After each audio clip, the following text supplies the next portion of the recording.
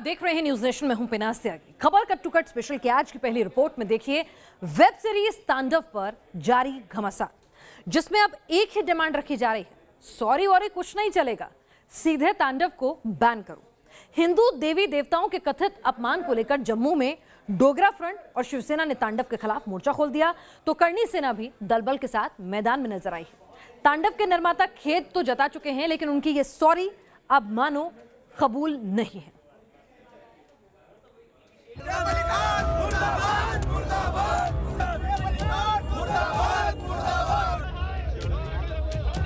Ban ban सिर्फ और सिर्फ बैन, यही है वेब सीरीज तांडव के खिलाफ गुस्से की नई लहर। डोगरा फ्रंट से लेकर करणी सेना तक एक ही मांग कर रहे हैं, तांडव को बैन करो। तांडव सीरीज में हिंदू देवी देवताओं को लेकर आपत्तिजनक सीन दिखाए गए। सोशल मीडिया से हिंदू आस्था पर चोट की आवाज उठी। तांडव पर घमासान आगे बढ़कर सियासत तक पहुंचा और अब इस दंगल में कूद गए हैं सामाजिक और धार्मिक संगठन भी। जम्मू में डोगरा फ्रंट और शिवसेना तांडव को बैन करने की मांग को लेकर आगे आए, तो राजस्थान में करणी सेना ने बैन पर हुंकार भरी। यूपी में हिंदू जागरण मंच तो मानो आग लगाने पर ही तुला हुआ है। राष्ट्रवाद को चिथड़े करने की भावना को व्यक्त किया जा रहा है। ये अली अब्बास, सैफ अली खान जैसे लोगों को हम सलाखों के पीछे देखना चाहते हैं। हम इसके बैन की मांग करते हैं और हम चाहते हैं इस तरह की मूवी ना बने। इनकी पिक्चरों को बंद कर देना चाहिए, प्रतिबंध लगा देना चाहिए। क्या कर रहा है सेंसर बोर्ड? क्या सेंसर बोर्ड यही देखता है? इसको पूर्ण रूप से बैन चाहते हैं, बैन से नीचे हमारी मांग नहीं है। देश में गुस्सा बढ़ा तो तांडव के निर्माताओं की नींद भी उड़ी। 17 तारीख को सीरीज की टीम ने आपत्तिजनक सीन पर खेद जताया, तो 48 घंटों बाद यानी 19 जनवरी को आपत्तिजनक सीन हटाने पर भी हामी भर दी गई। यानी ये दबाव का तीर सीधे निशाने पर जा लगा। लेकिन शायद गलती कबूलने में कुछ देर हो गई और अब डिमांड बैन तक जा पहुंची है। तो क्या वाकई तांडव को OTT प्लेटफॉर्म खुद बाहर का दरवाजा दिखा देंगे या फिर कानूनी एक्शन से बैन होगा तांडव? Team news nation. तांडव पर ये तनाव अभी नहीं थमने वाला, क्योंकि अब शहर की सड़कों से होते हुए इस विरोध को सैफ अली खान के घर पहुंचाने तक का ऐलान कर दिया गया है। आपको बता दें, मुंबई में बीजेपी के कद्दावर नेता राम कदम ने 2 धमाकेदार ट्वीट किए। पहले ट्वीट में राम कदम लिखते हैं, सभी देशवासी तथा राम भक्तों और शिव भक्तों चलो चलो सैफ अली खान के निवास पर।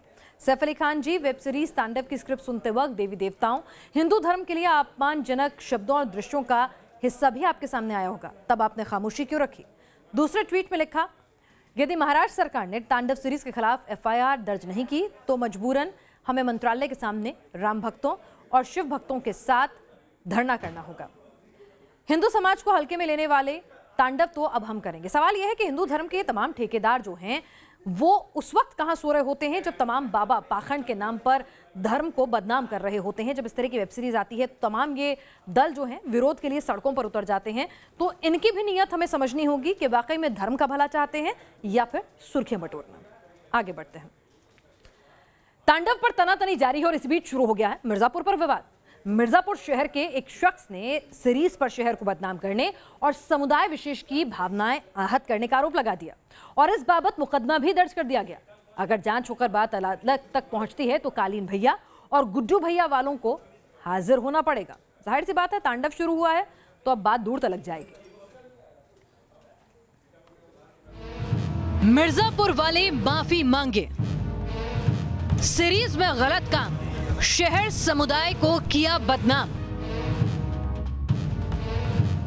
OTT प्लेटफॉर्म पर सुपरहिट सीरीज मिर्जापुर का सीजन 2 भी धूम मचा गया, लेकिन इस सीजन के साथ ही मिर्जापुर सवालों के कटघरे में आ खड़ी हुई। वजह थी सीरीज में दिखाए गए कुछ ऐसे सीन जिन्हें लोगों की भावनाएं आहत करने वाला करार दिया गया। मिर्जापुर वेब सीरीज के बारे में शिकायत की गई। मिर्जापुर वेब सीरीज उनकी धार्मिक, सामाजिक या क्षेत्रीय भावनाओं को ठेस पहुंचा रहा है एवं समाज में वैमनस्य फैला रहा है तथा गाली गलौज व नाजायज संबंधों को भी दिखाया गया है। फिल्म के प्रोड्यूसरों आदि एवं OTT प्लेटफॉर्म अमेजन प्राइम के विरुद्ध सुसंगत धाराओं में अभियोग पंजीकृत कर विधिक कार्रवाई की जा रही है। क्या वाकई मिर्जापुर के ये कथित सीन किसी समुदाय या जाति को टारगेट करते हैं? क्या मिर्जापुर में ऐसे सीन जोड़ना महज इत्तेफाक है या फिर इसके पीछे कोई एजेंडा है? इन सवालों का जवाब जानने के लिए न्यूज नेशन की टीम ने मिर्जापुर के प्रोड्यूसर से कांटेक्ट किया। वेब सीरीज मिर्ज़ापुर को बनाने वाली टीम के खिलाफ उत्तर प्रदेश के मिर्ज़ापुर जिले में शिकायत दर्ज करवाई गई है। आरोप है कि वेब सीरीज मिर्ज़ापुर के धार्मिक, सामाजिक और क्षेत्रीय भावनाओं को ठेस पहुंचा रहा है।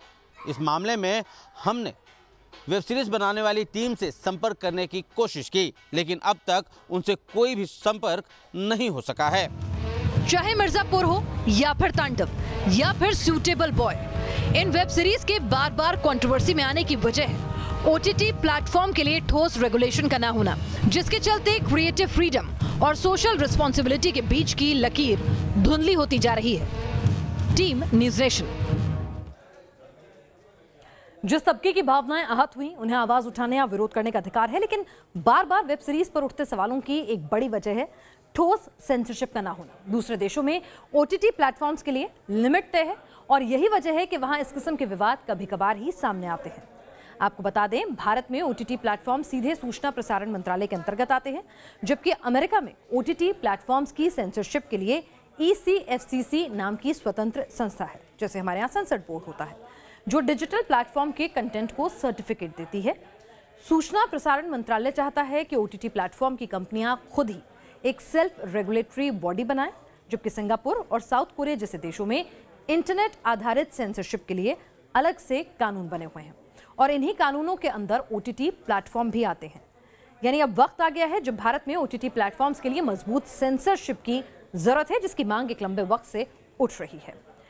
आगे बढ़ते हैं। कोरोना से जंग में ग्लोबल लीडर बनकर उभरा है भारत। अब पड़ोसी देशों को टीके की 1 करोड़ खुराक दान करेगा। भारत ने कोरोना की संजीवनी बनाई तो पड़ोसी देशों में भी कोरोना से लड़ने की आस जागी है। भारत भी पड़ोसियों की मदद के लिए आगे आया है और वसुधैव कुटुंबकम का नारा साकार कर रहा है। 6 मित्र देशों को मुफ्त कोविड वैक्सीन देगा।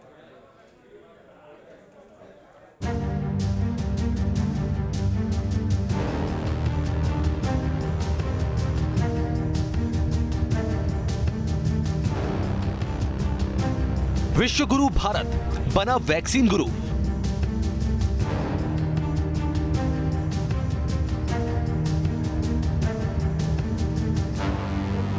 चीन ने महामारी फैलाई, भारत से मिलेगी दवाई।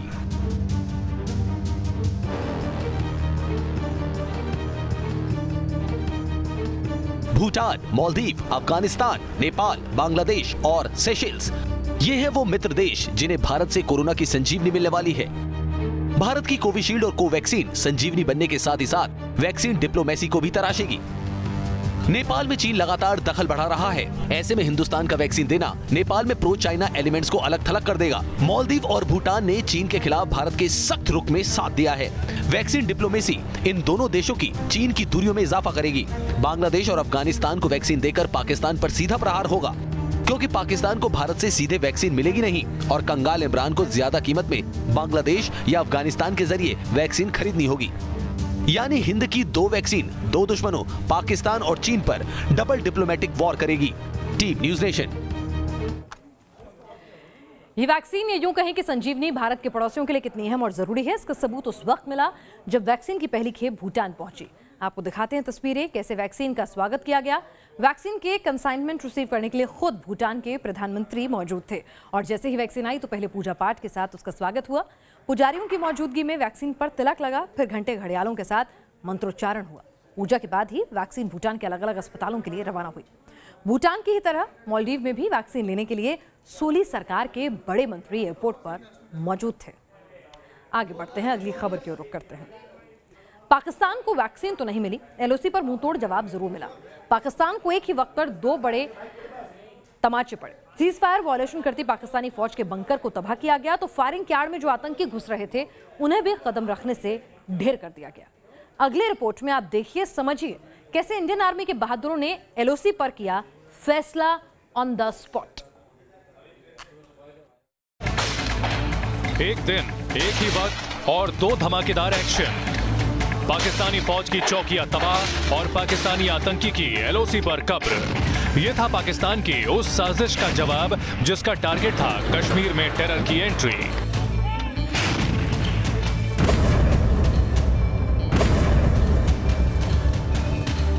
जम्मू का अखनूर सेक्टर, मंगलवार देर शाम अचानक अखनूर सेक्टर में पाकिस्तानी फौज ने बमबारी शुरू कर दी। बमबारी का मतलब इंडियन आर्मी को भी पता था कि पाकिस्तान आतंकियों की घुसपैठ कराने की फिराक में है और इरादे भागते ही इंडियन आर्मी के बहादुर एक्शन में आ गए।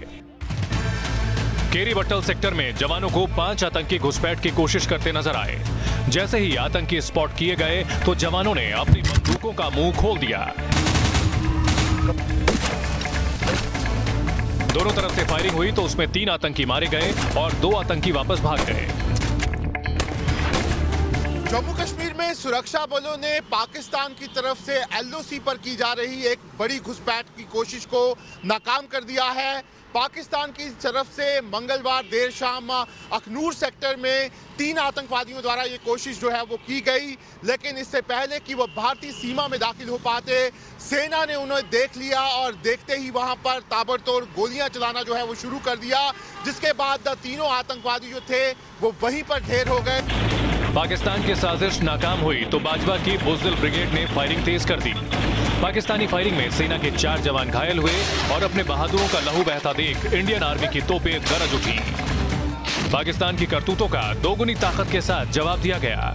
न्यूज नेशन को मिली खबरों के मुताबिक जिन पाकिस्तानी चौकियों से फायरिंग की जा रही थी उन्हें भारतीय सेना की बमबारी में बर्बाद कर दिया गया। कश्मीर में पाकिस्तानी आतंक अपनी आखिरी सांसें गिन रहा है। हिजबुल का कोई बड़ा कमांडर जिंदा नहीं बचा है। लश्कर ने टीआरएफ की शक्ल लेकर खुद को बिल में छिपा लिया है। जैश के आतंकी इतने डरे हुए हैं कि वो उत्तरी कश्मीर की पहाड़ियों से नीचे नहीं उतर रहे। अल बद्र जैसे पुराने आतंकी संगठन को दोबारा खड़ा करना बताता है कि पाकिस्तान के पास कोई नया हथकंडा नहीं बचा। चारों तरफ से नाकामी से बौखलाई पाकिस्तानी फौज ने जब बमबारी का सहारा लिया तो जवाब मिला बर्बादी से। Team news nation. कमल के बाद आ गया है बीजेपी का कमलम। चौंकिए मत, यह है गुजरात की बीजेपी सरकार का नया एक्शन या शगुफा कह लीजिए। विजय रूपाणी सरकार ने ऐलान किया है कि ड्रैगन फ्रूट को अब कमलम कहा जाएगा और इसका पेटेंट भी किया जाएगा। इतना जरूर है कि इस कमलम फरमान के पीछे जो दलील दी गई वो आपको अजब गजब जरूर लगेगी। गौर से देख और समझ लीजिए, यह है बीजेपी का कमल और अब से यह है गुजरात में बीजेपी सरकार का कमलम। अब तक बीजेपी की सरकारों में इलाहाबाद को प्रयागराज बनाया गया था, मुगल सराय स्टेशन को दीनदयाल उपाध्याय स्टेशन बनाया गया था। अब ड्रैगन फ्रूट को भी कमलम बनाने का वक्त आ गया है। गुजरात की रूपानी सरकार ने ऐलान किया है कि अब ड्रैगन फ्रूट को कमलम कहा जाएगा और इस नए नाम का पेटेंट भी कराया जाएगा। અત્યારે ગુજરાત સરકારે તો નિર્ણય કર્યો છે કે આ ડ્રેગન ફ્રૂટ એ શબ્દ શોભે એવો શબ્દ નથી। આજે વર્લ્ડમાં પ્રચલિત ડ્રેગન ફ્રૂટ છે એટલે તો નિલેશભાઈના મગજમાં ચાઇના આવ્યું, એટલે આપણે એને નવું સંસ્કૃત નામ કમલમ આપ્યું છે। तो जनाब, ये है वजह एक फल का नाम या यूं कहें कि पहचान बदल देने की। पहले तो फल देखने में कमल के फूल जैसा लगता है, दूसरा ड्रैगन नाम से चीन की याद आती है, यानी नाम से ड्रैगन हटा देंगे तो चीन का कोई प्रतीक चिन्ह नहीं बचेगा। इन गजब की दलीलों के साथ रूपाणी सरकार ने फल का नाम तो बदल दिया, लेकिन गुजरात की आम जनता को इससे शायद कोई फर्क नहीं पड़ा। पब्लिक के लिए तो ये फल वही ड्रैगन फ्रूट है जिसमें एंटीऑक्सीडेंट हैं और जो स्वास्थ्य के लिए अच्छा है। ये है ड्रैगन फ्रूट और ये कमल जैसा दिखता है, इसलिए गुजरात सरकार ने इसका नाम बदलकर कमलम रखने का फैसला क्या किया। देश में राजनीति शुरू हो गई। राजनीति शुरू क्यों ना हो, क्योंकि देश भर में भारतीय जनता पार्टी के सभी दफ्तरों का नाम कमलम है। बीजेपी का चुनाव चिन्ह कमल है और गुजरात में बीजेपी कार्यालय का नाम भी श्री कमलम है। तो लोग ये भी पूछ रहे हैं, ड्रैगन फ्रूट को कमलम बनाने के पीछे मकसद चीन का नाम हटाना है या फिर बीजेपी का नाम बढ़ाना। Team news nation. कर्नाटक के कृषि मंत्री बीसी पाटिल ने किसानों के सुसाइड पर जो बयान दिया वो विवाद का सबब बन गया और उनकी संवेदनहीनता दिखाता है।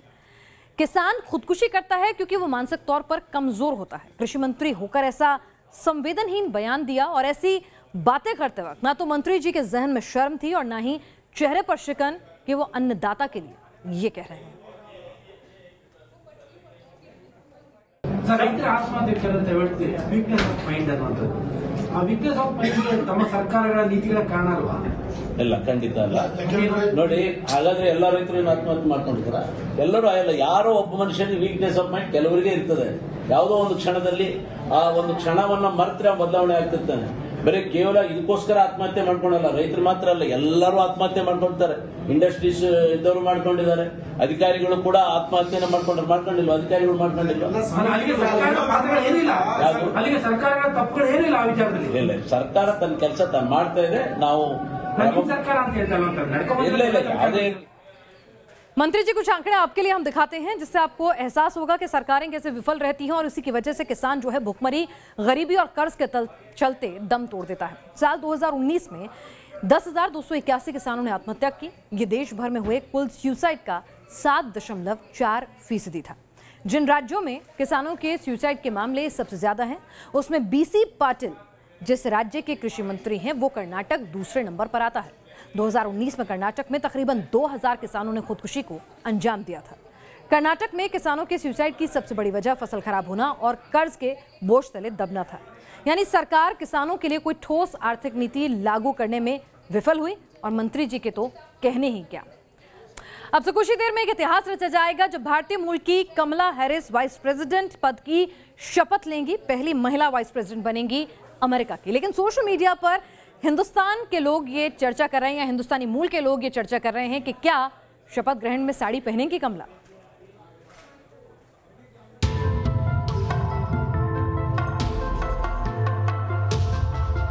क्या व्हाइट हाउस से खुद रुखसत होंगे ट्रंप या धक्के खाकर निकलेंगे? क्या बाइडेन के शपथ ग्रहण से पहले अमेरिका में होगा हिंसक बवाल? ये वो सवाल हैं जो कल तक अमेरिका समेत पूरी दुनिया के जुबान पर थे। लेकिन शपथ ग्रहण से कुछ घंटे पहले एक ऐसा सवाल उठा जो वायरल हो गया। सवाल ये कि उपराष्ट्रपति कमला हैरिस शपथ ग्रहण में साड़ी पहनेंगी या फिर वेस्टर्न ड्रेस? यही वो सवाल है जो सोशल मीडिया पर लगातार बहस का मुद्दा बना हुआ है। ट्विटर पर हैशटैग्स चल रहे हैं।